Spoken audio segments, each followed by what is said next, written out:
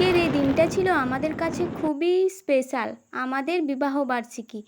তো দেখতে দেখতে কখন যে একটা বছর পেরিয়ে গেল বুঝতেই পারলাম না। মনে হলো এই সেদিন করেই বিয়ে হলো, আর বুঝতেই পারলাম না কখন 1 বছর হয়ে গেল। তো বিবাহবার্ষিকীর সকালটা শুরু করলাম কান্তোড়ে বাবা মহাদেবের মন্দিরে পুজো দিতে গিয়ে। যেহেতু মঙ্গলবার ছিল তাই একটুও ভিড় হয়নি, পুরো ফাঁকাই ছিল, তো ভালোই লাগছিল। ফাঁকা ফাঁকাই ছিল চারপাশটা, তোমাদেরকেও দেখিয়ে দিলাম। তারপর প্রসাদ কিনে নিয়ে বাবা মহাদেবের মন্দিরে প্রবেশ করলাম দুজনে, তারপর পুজো দিয়ে দিলাম। এরপর চণ্ডীমাতার মন্দিরেও পুজো দিয়ে দিলাম।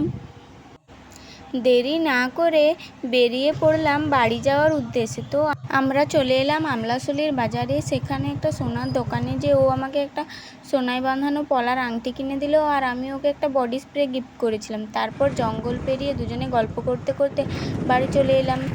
ভিডিওটা ভালো লাগলে অবশ্যই like, comment, share and subscribe.